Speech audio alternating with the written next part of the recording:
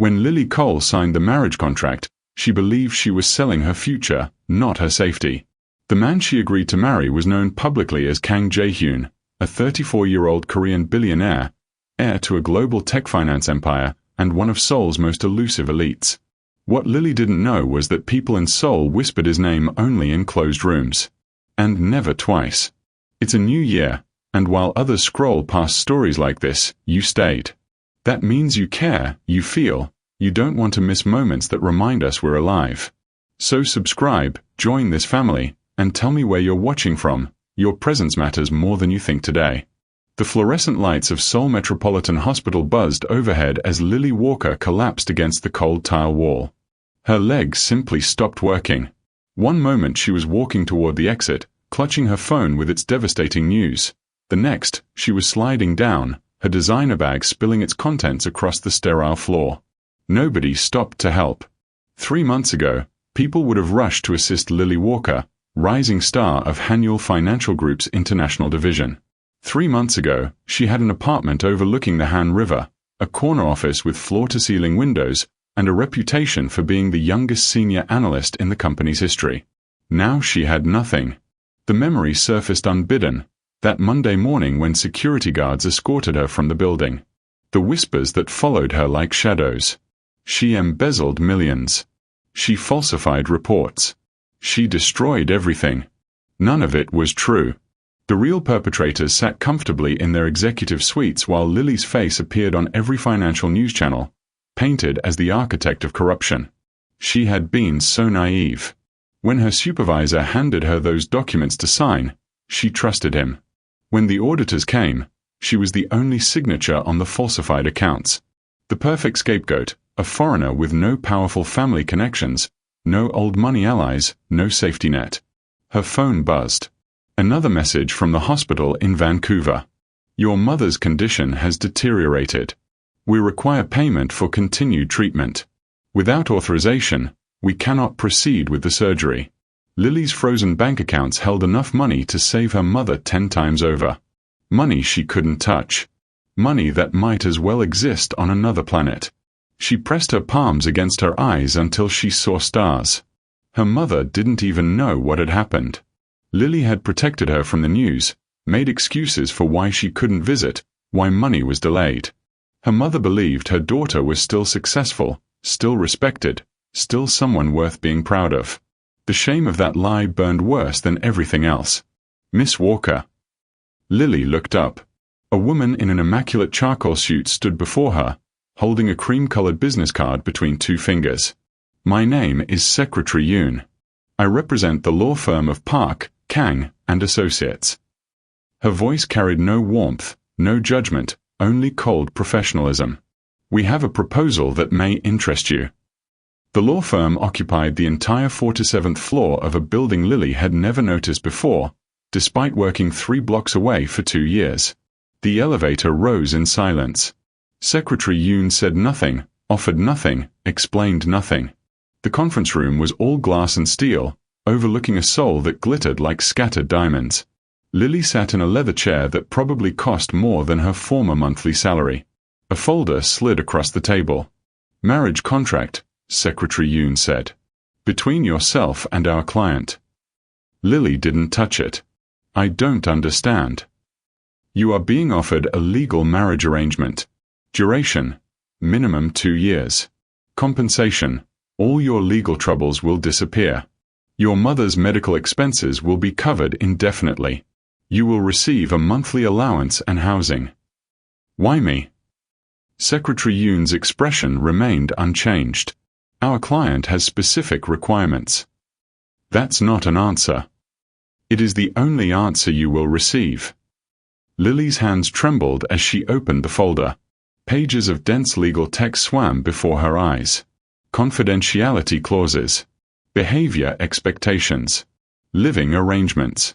Grounds for termination. What does your client want from this marriage? Compliance. Discretion. Public appearances when required. And privately. The contract specifies separate bedrooms. Physical intimacy is not expected or required. Lily read and reread the terms. A cage made of gold. A lifeline wrapped in chains. When do I meet him? He entered the room like he owned the building. Perhaps he did. Park Jae-hyun was tall, impeccably dressed in a dark suit that probably cost more than most people's cars. His face was striking, sharp jawline, perfect bone structure, but it was his eyes that made Lily's breath catch. They were completely empty. Not cold, not cruel, simply absent. Like looking at a beautiful painting and realizing it was hollow behind the canvas. He sat across from her without greeting, without introduction. For a long moment, he simply studied her.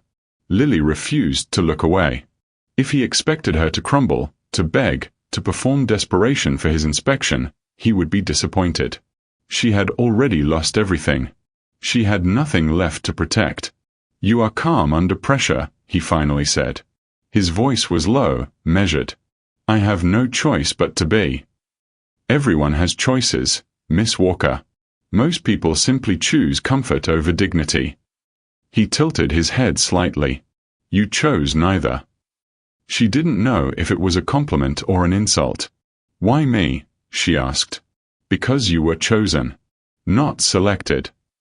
The distinction meant nothing to her, but something in his tone suggested it meant everything to him.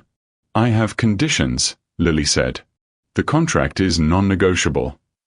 "Then I won't sign." The first flicker of something crossed his face, not anger, not surprise. Interest. "Speak." "My mother never learns the truth about this arrangement. She believes it's real." "Acceptable. I have access to communication. I'm not a prisoner. Within security parameters." Lily signed. The pen felt like lead. The wedding was nothing like anything Lily had imagined as a child. No flowers, no music, no family crying happy tears. Just a judge, 2 witnesses, and a marriage certificate that felt more like a bill of sale. She wore white because it was expected. Jae-hyun wore black because it suited him. They exchanged rings that cost more than most houses. They signed papers. When it was over, guards escorted them outside. Lily watched them move, watched how they positioned themselves, how their eyes scanned constantly. Then she noticed something strange. As Jae-hyun passed, every guard bowed. Not the slight inclination of employees to employers. Something deeper. Something older. Fear. They feared him. Lily's new husband walked beside her in perfect silence, and she thought, what kind of man inspires fear without speaking? The Park estate sprawled across 12 acres of manicured perfection, hidden behind walls that seemed designed to keep out more than just unwanted visitors. Lily had lived there for 3 weeks, and she still discovered new rooms, new corridors, new spaces that seemed to exist solely to remind her how small she was. Her bedroom was larger than her former apartment.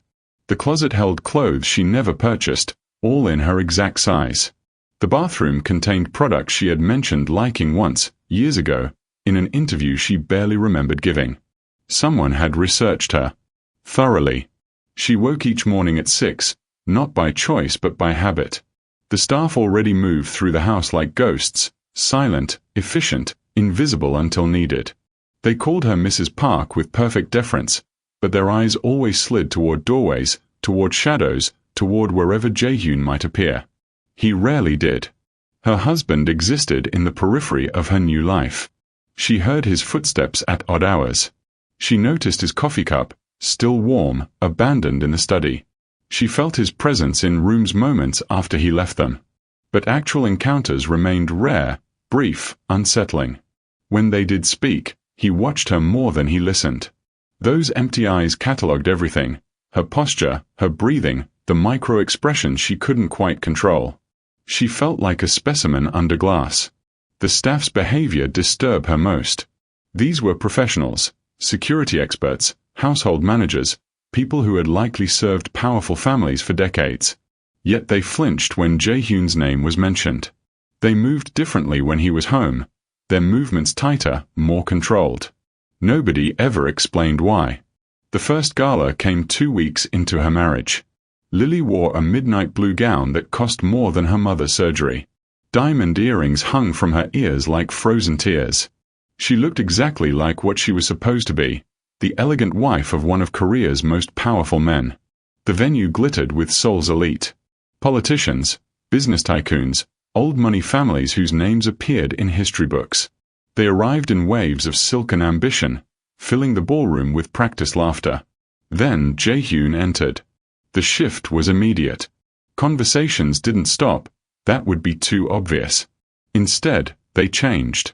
Voices lowered. Postures straightened. People who had been lounging against pillars suddenly stood at attention. Eyes tracked him across the room while mouths continued forming words that no longer mattered. He guided Lily with a hand on her lower back, introducing her to faces she would need to remember. His touch was clinical, purposeful, the minimum required to project unity. "Congratulations on your marriage," a silver-haired woman said, her smile not reaching her eyes. Such a surprise. Jae-hyun has always been so private. The word carried weight Lily didn't understand. She smiled. She nodded. She performed the role of wife while feeling like an actress who had never received a script. Throughout the evening, she noticed patterns. People approached Jae-hyun with requests disguised as conversation. They sought his approval, his support, his mere acknowledgement. He gave nothing freely. Every word he spoke seemed to cost others something, though what exactly, Lily couldn't determine. Power, she realized, looked different at this level. It didn't announce itself. It simply existed, and everything else arranged itself accordingly. The investor's name was Director Hwang. He cornered Lily at the third event, a charity dinner for children's hospitals. His breath smelled of whiskey and entitlement, and his hand lingered too long on her elbow. "So you're the woman who finally caught Park Jae-hyun," he said, voice loud enough for nearby tables to hear. "Tell me, what's your secret? Family connections? Special talents?" Lily kept her expression neutral. "I'm not sure what you mean." "Oh, come now." His laugh was sharp, ugly. A foreign woman with a scandal following her? Suddenly married to the most eligible bachelor in Korea. He leaned closer. "Everyone knows contracts when they see them, sweetheart. The question is what you're providing that's worth the price." The insinuation hit like ice water. Lily looked for Jae-hyun. He stood 15 feet away, clearly within earshot. His expression remained unchanged, placid, empty, utterly indifferent. He made no move to intervene. The humiliation burned through her chest. "Excuse me," she managed, extracting herself from Hwang's grip. She walked to the restroom on legs that threatened to buckle, locked herself in a stall, and pressed her forehead against the cold door. He hadn't defended her. He hadn't even acknowledged the insult. She was his wife, on paper, at least, and he had watched her be publicly degraded without blinking. What had she expected? This was a contract. She was a convenience, not a partner. Still, the shame lingered like a bruise. 1 week later, Director Hwang vanished. Not dramatically. Not publicly. He simply stopped existing in the spaces he had previously occupied. Lily first noticed at a board meeting she attended as Jae-hyun's wife. Hwang's company had been a major player in the merger discussions. Now his seat sat empty, his name absent from every document. "Where is Director Hwang?" she asked Secretary Yoon, who accompanied her everywhere like a well-dressed shadow. "He has stepped back from business affairs." Stepped back. He was leading 3 major projects. Those projects have been reassigned. Lily searched news sites that night. Nothing. No scandal, no resignation announcement, no health crisis reported. Director Hwang had simply been erased from the narrative, as cleanly as deleting a sentence from a document. His company's stock remained stable. His board expressed no concern. His family made no statements. It was as if he had never mattered at all. The realization crept over her slowly, like dawn breaking over a landscape she had never seen clearly before. Power didn't shout. She had always believed that strength announced itself, in raised voices, in dramatic confrontations, in visible victories. The powerful people she had known before wielded their influence like weapons, making sure everyone witnessed their triumphs. Jae-hyun operated differently. He didn't argue with Director Hwang at the dinner. He didn't threaten or posture or make scenes. He simply continued existing as he always did, quiet, contained, watching. And then his enemy disappeared. Lily thought about the guards who bowed with fear in their eyes, the staff who moved like prey animals in his presence, the executives who sought his favor with desperate subtlety. They knew something she was only beginning to understand. Her husband didn't need to defend her publicly. Public confrontation was for people who needed witnesses. Jae-hyun worked in shadows, in silence, in the spaces between what could be seen and what could be proven. The question was no longer whether he was dangerous. The question was how dangerous. She found Mr. Kim in the garden, trimming roses with practiced precision. He had worked for the Park family for 37 years, longer than anyone else on staff. His face carried the kind of weathered dignity that came from witnessing decades of secrets. "Mr. Kim," Lily said carefully, "may I ask you something?" He continued trimming. "Of course, Mrs. Park." "Director Hwang. The man from the charity dinner. What happened to him?" The shears paused. For a moment, Mr. Kim looked older than his years, as if the question itself had aged him. "Mrs. Park," he said quietly, "I have served this family since before the young master was born. I have seen many things. I have heard many things." "And Director Hwang?" He resumed cutting, his movements slower now, more deliberate. "We don't ask questions about things that disappear." The roses fell silently to the ground, red petals scattering like drops of blood. The East Wing elevator malfunctioned on a Tuesday. At least, that was what Lily told herself as the doors opened onto a floor she had never seen before. She had been heading to the library on the 4th level, seeking distraction in books that didn't remind her of her shattered former life. The elevator had other plans. The hallway stretched before her, darker than the rest of the mansion. No windows. No artwork.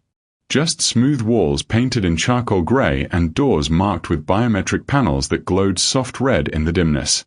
She should have pressed another button. She should have retreated immediately. Instead, she stepped forward. The carpet absorbed her footsteps completely. The silence felt manufactured, engineered, the kind of quiet that cost money to create. Somewhere ahead, she heard voices. Low, measured, speaking in tones that suggested importance. A door stood slightly ajar. Light spilled through the crack like a secret escaping. Lily moved closer. Later, she would blame curiosity. Later, she would recognize it as the moment everything changed. But in that instant, she simply needed to understand. 6 weeks of living with a ghost, of watching fear ripple through powerful people, of questions that multiplied faster than answers, she needed something real. She pressed herself against the wall and looked through the gap. The room beyond was a conference space unlike any she had seen. Screens covered every wall, displaying data streams, news feeds, financial markets. A massive table dominated the center, surrounded by figures she recognized with growing horror. Minister Cho, the deputy finance minister who had survived 3 corruption investigations unscathed. Director Beck, whose media empire controlled 60% of Korea's news coverage. General Yoon, retired officially but still photographed entering military installations monthly. And others. Faces from international headlines. A Russian whose name appeared in sanctions documents. A Japanese businessman connected to organizations that newspapers only referenced obliquely. A woman Lily had seen once in European financial coverage, linked to banking irregularities that had toppled governments. They sat around the table like students awaiting a professor. At the head, perfectly still, sat her husband. "The shipping routes require adjustment," Director Beck was saying. "The Americans are increasing Pacific surveillance. Our current corridors are compromised. Alternative paths exist through Indonesian waters," the Russian offered. "My contacts can facilitate." "At what cost?" Minister Cho asked. "We cannot afford another incident like Singapore." Singapore was containable. The Japanese businessman's voice carried irritation. The journalist was handled. The evidence was destroyed. No lasting damage. Lily's blood turned to ice. Handled. The word echoed in her mind. She remembered that journalist, a young woman investigating maritime corruption. Her death had been ruled accidental. Drowning while on vacation. Enough. Jae-hyun's voice cut through the discussion. He hadn't raised it, hadn't changed his tone, but everyone fell silent instantly. The shipping routes will shift to the southern corridor. Minister Cho will ensure customs compliance. Director Beck will manage any media interest. General Yoon will coordinate with our military contacts. The transition happens within 30 days. And the American pressure? The European woman asked. Being addressed. Their ambassador has interests that ensure his cooperation. What about the protests? Minister Cho pressed. The labor unions are organizing. If they disrupt port operations, then Seoul remains quiet. 5 words. Delivered without emphasis, without threat, without anything that could be recorded and used as evidence. Yet everyone in the room understood perfectly. If the protests disrupted operations, they would be silenced. How, by whom, through what means, none of that needed saying. It would simply happen, as naturally as the sun rising, as inevitably as Director Hwang's disappearance. Lily's hand flew to her mouth, suppressing the gasp that fought to escape. Her husband didn't control a business empire. He controlled the machinery that made empires possible. The corruption, the violence, the invisible strings that moved governments and markets, they all led back to this room, to this table, to him. She stepped backward. Her heel caught the carpet edge. The sound was barely a whisper, but Jae-hyun's head turned toward the door with predatory precision. Their eyes met through the gap. She ran. Down the corridor, into the elevator, jabbing buttons with shaking fingers. The doors closed. The car descended. Her reflection stared back from the polished walls, pale, terrified, a woman who had just witnessed something that could not be unseen. The doors opened onto the main floor. She stumbled out, heading for her room, for anywhere that wasn't here, for a reality where her husband wasn't a monster wearing human skin. He was waiting in her bedroom. Sitting in the chair by the window, legs crossed, hands folded. Perfectly calm. Perfectly patient. As if he had known exactly where she would flee and arrived before her through paths she couldn't imagine. Close the door, Lily. Her name in his mouth sounded different now. Intimate. Dangerous. She obeyed. Her body moved on autopilot while her mind screamed. You saw the conference room. Not a question. Yes. You heard our discussion. Yes. He studied her with those empty eyes, and she realized the emptiness had always been intentional. A mask. A void where normal reactions should live, carefully maintained to hide whatever actually dwelt beneath. Sit down. Her legs carried her to the bed. She sat on the edge, hands gripping the mattress, grounding herself against the terror threatening to pull her under. What I tell you now cannot leave this room. Not because I will punish you for speaking. Because no one would believe you, and the attempt would destroy whatever remains of your life. She nodded. I am what certain circles call the silent chairman. Not a title I chose, but accurate enough. I coordinate interests that cannot be coordinated openly. I solve problems that cannot be solved through legitimate channels.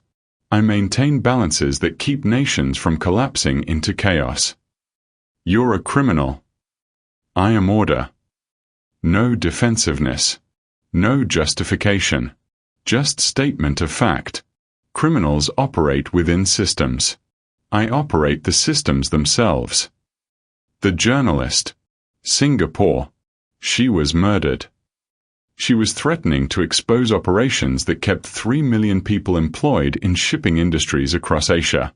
Her story would have triggered investigations that collapsed legitimate businesses, destabilized governments, created suffering on scales she never considered. So you killed her. I made a decision. Someone else executed it. The distinction seemed to matter to him. To Lily, it meant nothing. Why am I here?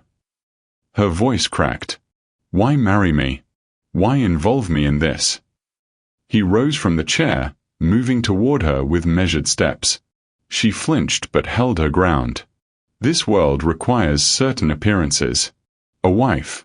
A family. Normal human connections that make powerful men seem less threatening. He stopped 3 feet away.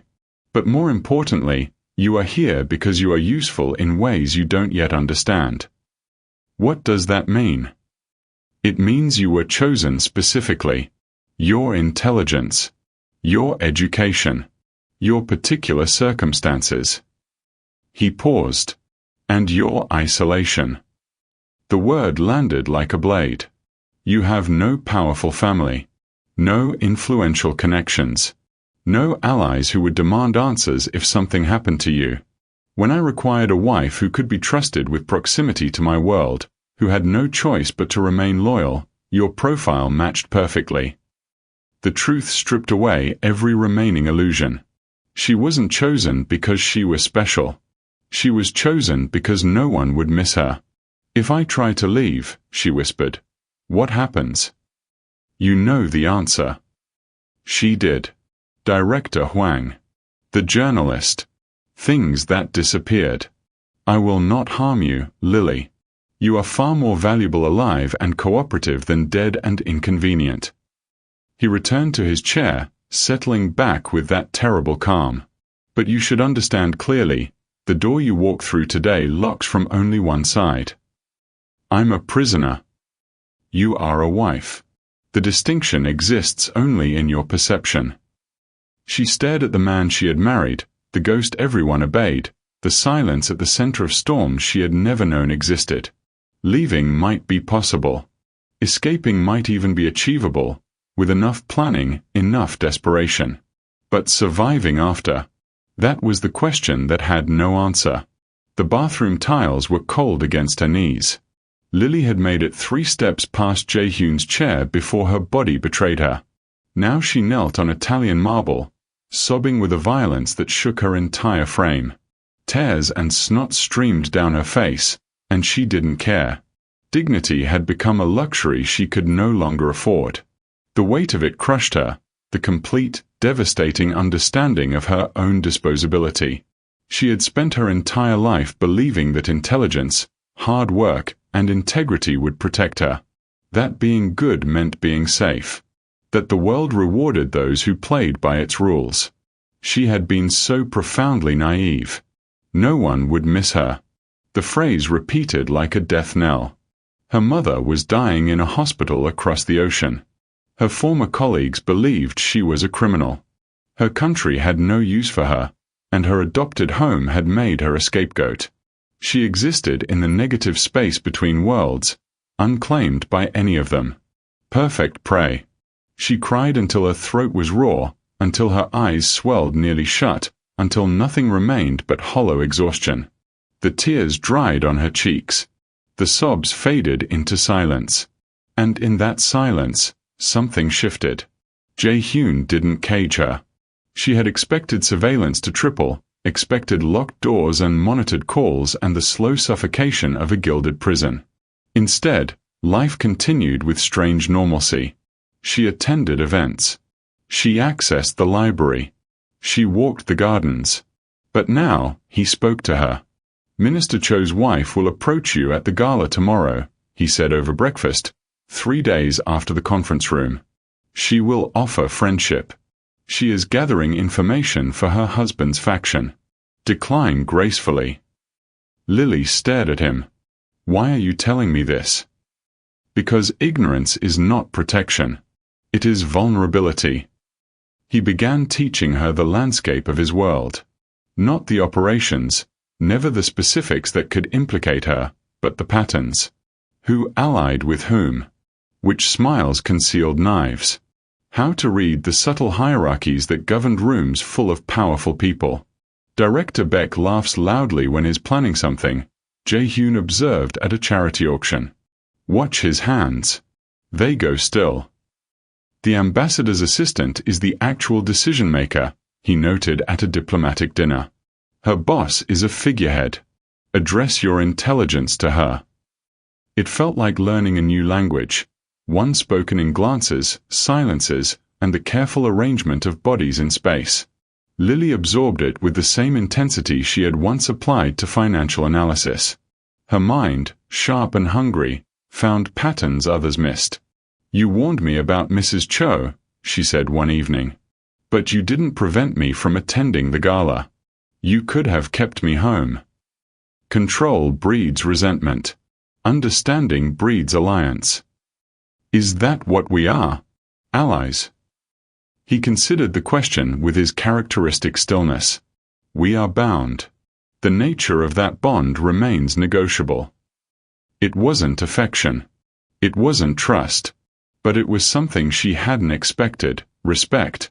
The attack came during a private reception at the park corporate headquarters. Lily had noticed the signs 3 days earlier. Unusual questions from a junior executive. A photographer positioned too perfectly at a previous event. Small wrongnesses that most people would dismiss as coincidence. She said nothing to Jae-hyun. She needed to know if she could do this herself. The executive's name was Han. His faction had been losing influence for months, squeezed out by Jae-hyun's silent machinations. Desperation made people dangerous, and Han had decided that the silent chairman's new wife might be his leverage. The plan was elegant, she admitted. Isolate her during the reception. Manufacture a compromising situation. Use the resulting photographs to force Jae-hyun into concessions. They underestimated her completely. Mrs. Park.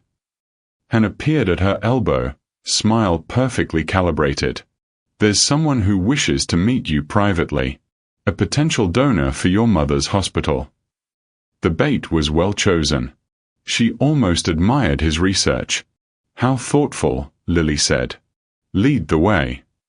She followed him down a corridor, around a corner, toward a room where a photographer waited with a man she didn't recognize.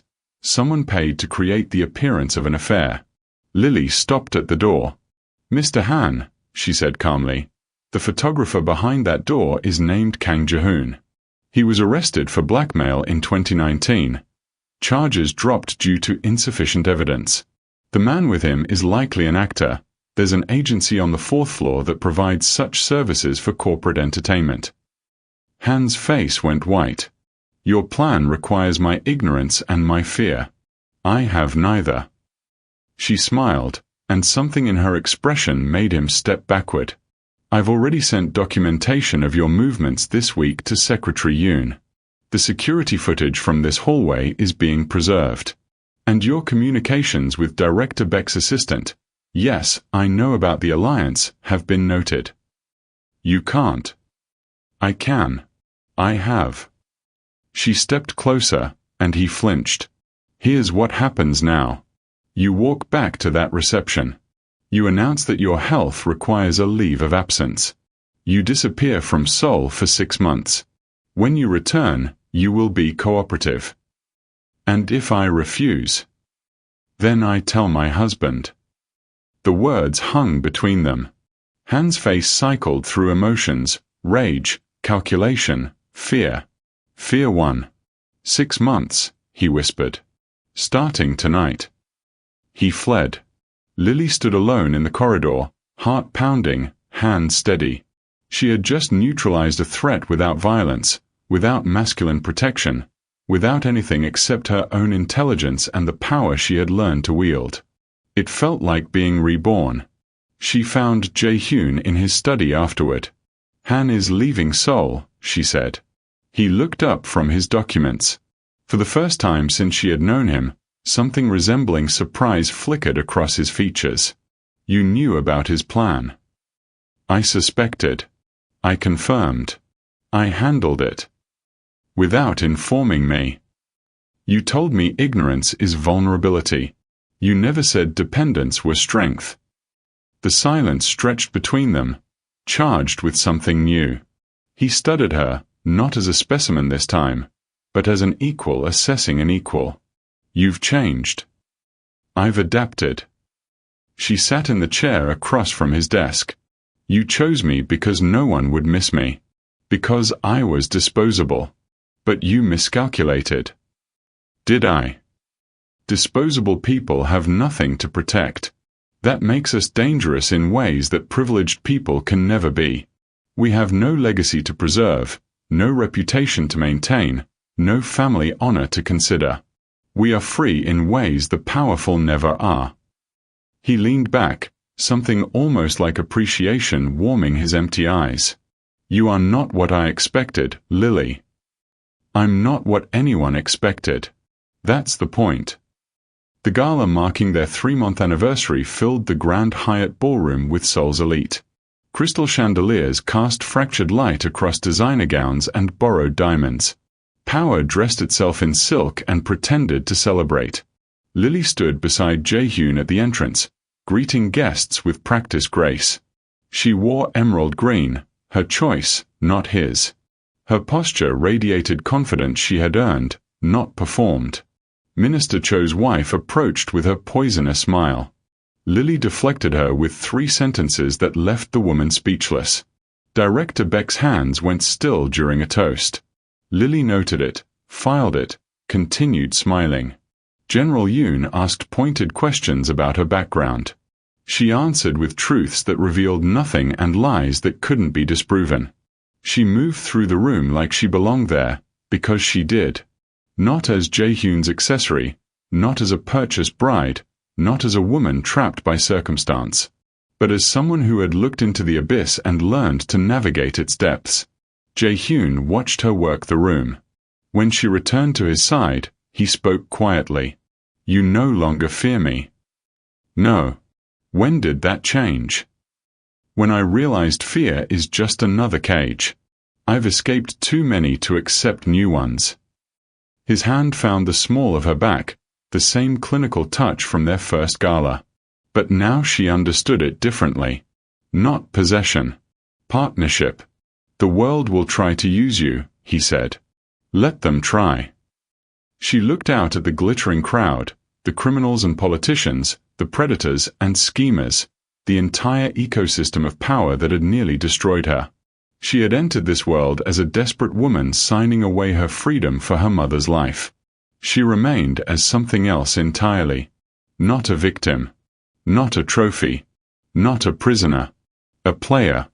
The orchestra swelled. Guests raised their glasses.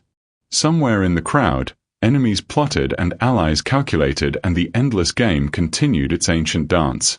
Lily stood in the center of it all, calm and watchful, finally understanding the truth that had eluded her for so long. She married the most feared man in Seoul for money, but discovered she was never meant to be weak. Was the contract marriage her prison?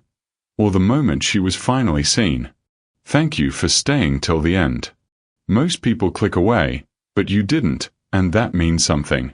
Don't disappear now, subscribe, stay close this year, and keep walking with us through these stories. Comment, share, and tell me where you're watching from. Your voice matters more than you know today.